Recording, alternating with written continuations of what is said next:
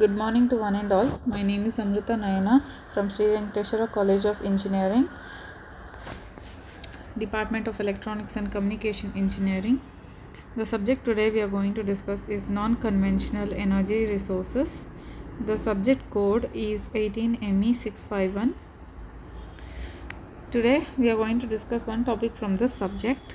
Let us see what topic it is. So the topic we are going to discuss today is the solar space cooling of buildings. Now let us see what the system actually contains. The system consists of two parts. The first part is the solar collector and storage, and the second part is the absorption air conditioner and the auxiliary heating. So this will contain some essential components. Now the essential components of the cooler are a generator, which is represented as G in the block diagram, a condenser represented as C, evaporator as E, absorber as A, and heat exchanger as HE. Now let us see the block diagram and discuss how the working of solar space cooling of buildings.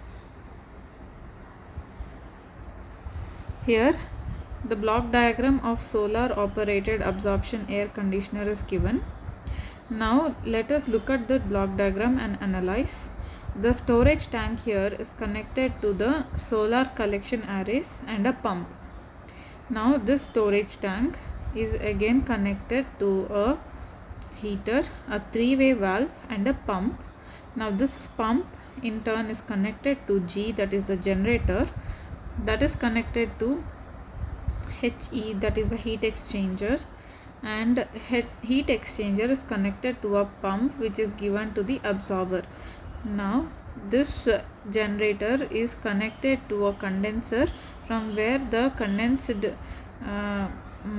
molecules will be moving to the evaporator. This evaporator is connected to absorber.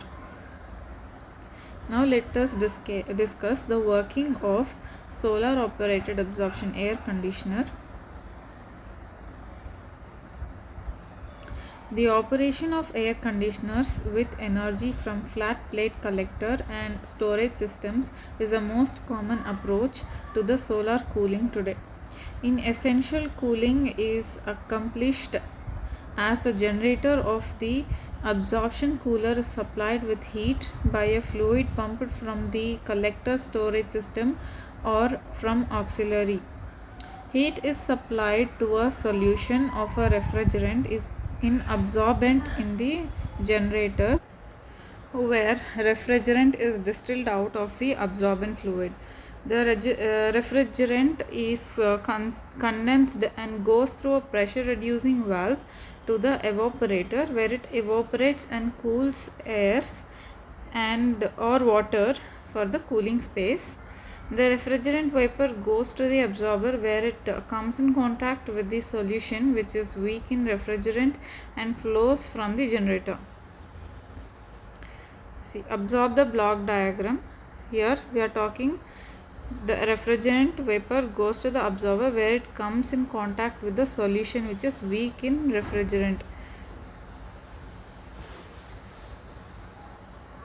and now the vapor is absorbed in the solution, which is then returned to the generator.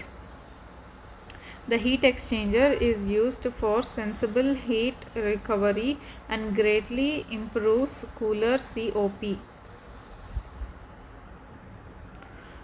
So the coefficient of performance will be obtained from this process. From the point of view of use of a conventional energy source, there is a single index of performance for rating cooling processes, that is the COP, the ratio of amount of cooling to the energy required. That is a coefficient of performance which will be obtained by the amount of cooling to the energy required. For solar radiation, there are two additional factors: the temperature required in the solar collector to drive the process, and the ratio of cooling produced to solar energy incident on the collector. As a solar process are inevitably transient in their operation, the energy ratios and temperatures will vary with time, and coefficient of performance based on the long term integrated performance provides an appropriate index of performance.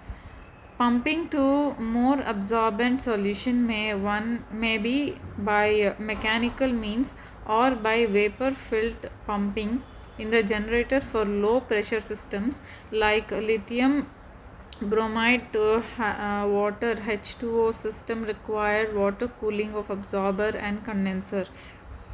Systems of this type shown in the figure have the basis of most of the experience up to date with the solar air conditioning. The coolers used in most experiments to date are LIBR, that is a lithium bromide H2O machines, water cooled absorber and condenser. The pressure in the condenser and generator is fixed largely by the temperature drop across the heat transfer surfaces in the generator and condenser.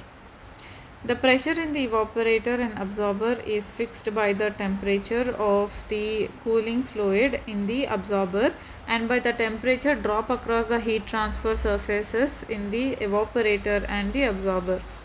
Thus, to keep the generator temperatures within the limits imposed by the characteristics of flat plate collector, the critical design factors and operational parameters include effectiveness of the heat exchangers and coolant temperature. The common practice in solar experiments have been to use water cooled absorbers and condensers, which in turn requires a cooling tower.